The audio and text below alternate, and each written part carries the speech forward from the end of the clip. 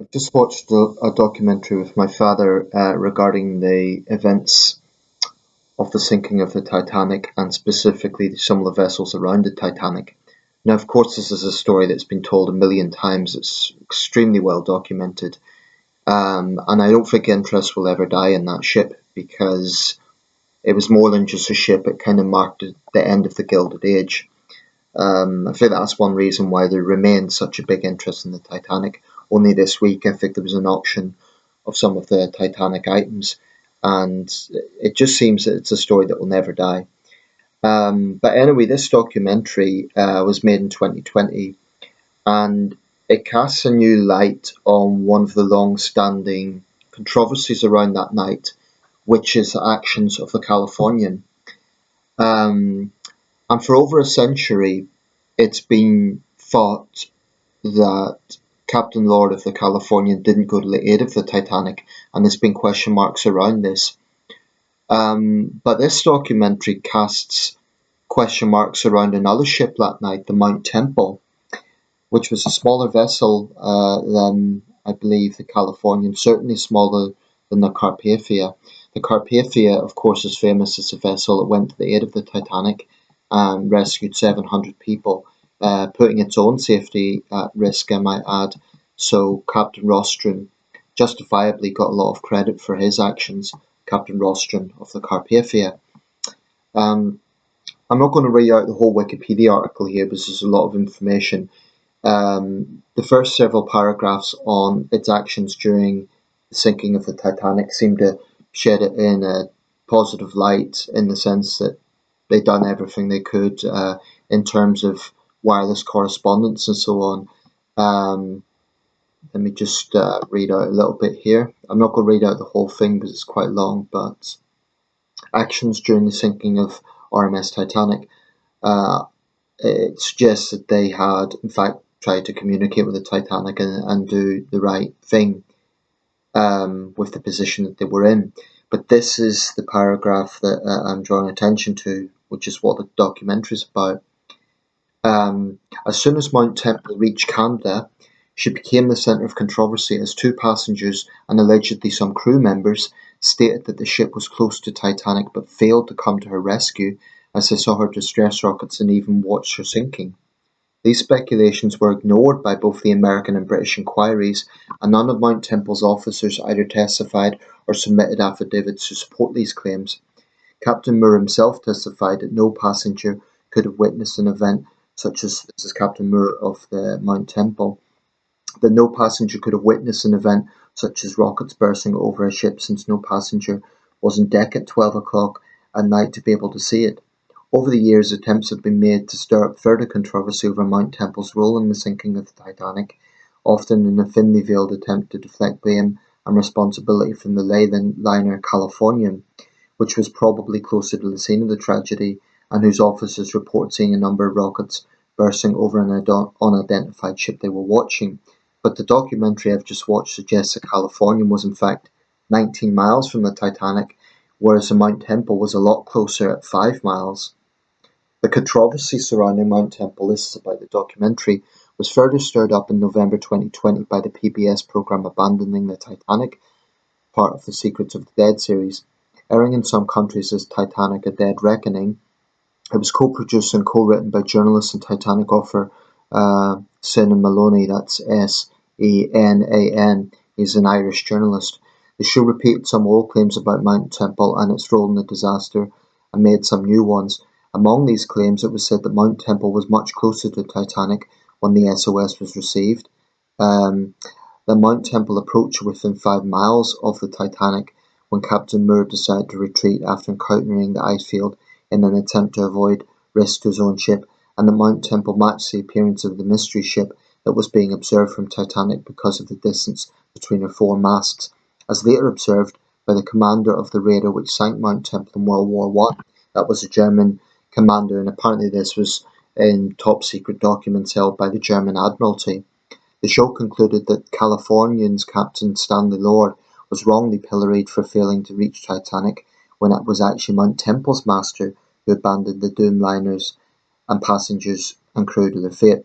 Just a little side note, Captain Lord was apparently only 35 That was shocking to me because he looks in his late 50s if you see pictures of him. But anyway, this hypothesis, however, is strongly contested by historians. In January 2021, a well-known team of Titanic historians, and authors released a rebuttal paper entitled "Abandoning the Titanic, Abandoning Reality: The Truth About the SS Mount Temple."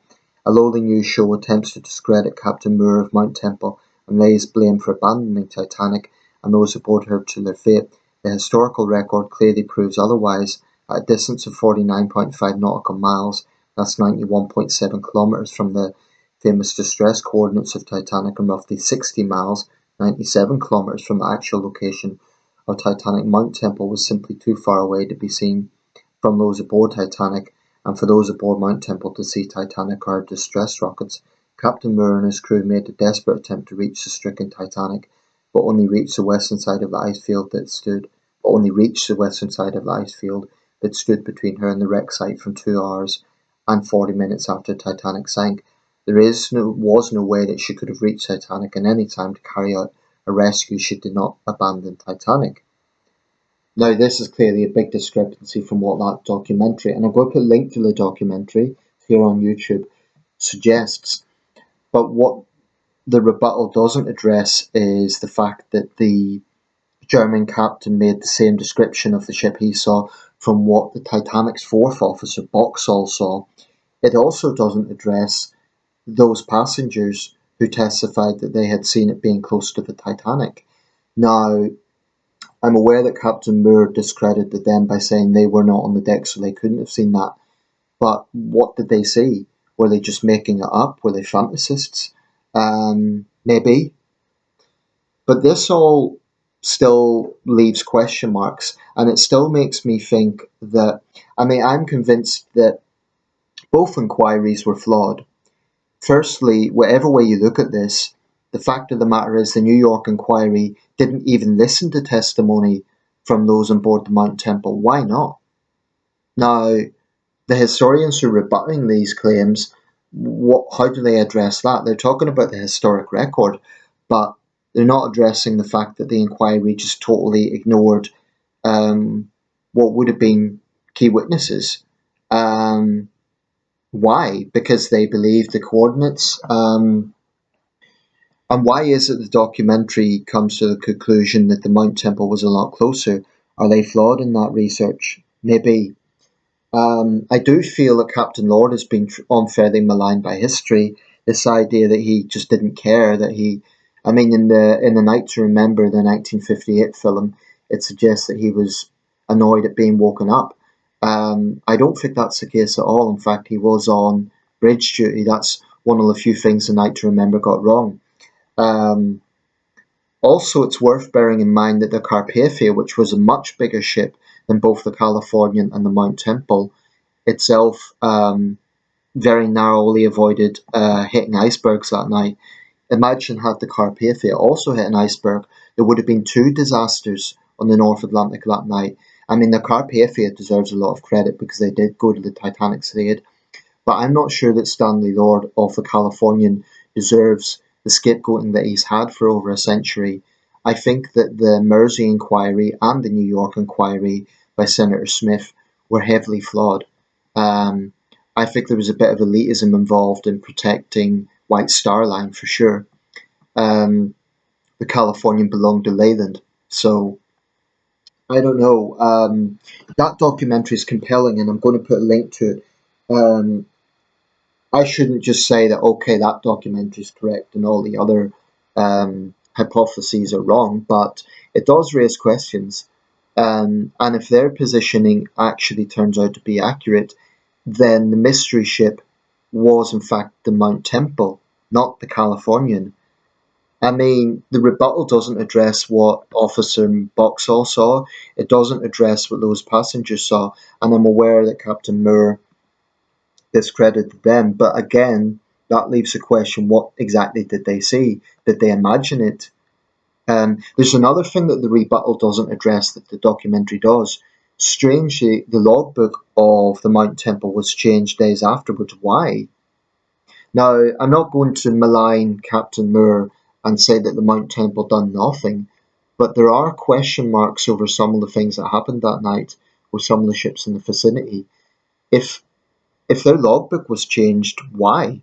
That's an unconventional practice that suggests some sort of cover up or trying to hide some sort of information. Apparently, pages were taken out, and after the events of April the 15th, there was no further entries. That's very strange. Um, so anyway, I thought it's just something to put out there. Again, this is a bit different from my usual videos, but I've been fascinated by the Titanic my whole life. It was discovered, rediscovered, I should say, by Robert Ballard's team on the day I was born, the 1st of September 1985, the very day I was born. So that probably explains my lifelong interest alongside being born in Belfast. Um, anyway, I'll put the link to that documentary. I'm not saying that it's conclusive proof, but I do feel, even if the Mount Temple is innocent, I think that Captain Lord and the Californian's been on fairly maligned for over a century. That's unfair on his family, and the man's reputation was totally destroyed. But had he went through the ice field, let's just say, I mean, it's worth bearing in mind that the wireless operators on the Californian did try to warn the Titanic, and actually Bride and Phillips on the Titanic, their exact transmission was shut up, we're working Cape Race, as they were under pressure to get first class passengers telegrams to Cape Race in Newfoundland, I believe that was. Um, they actually ignored the warnings. So ultimately, I think it's the Titanic's crew needs to take some of the blame for what happened. Um, the thing about the Titanic, it's very, very easy to scapegoat one individual, whether it be Ismay or Captain Lord or even Captain Smith on the Titanic. I think there was a whole range of things that led to that disaster. Um, and I think it's short sighted to scapegoat any one individual for what happened. And unfortunately, that's been happening for over a century where individuals have been blamed, but I think it's a collective series of mistakes and errors and cultural problems with the way maritime laws were at the time and maritime regulations were at the time. Anyway, I'll leave a link to that documentary. It's very interesting stuff. We'll probably never know for sure what was the mystery ship that night. I've even heard a conspiracy theory that there was some vessel that rammed the Titanic. I think that's highly unlikely. I think the passengers would have heard it. The theory is there was no iceberg and it was a ship, an illegal whaling ship that rammed the Titanic, or was even involved in a corruption scandal for insurance.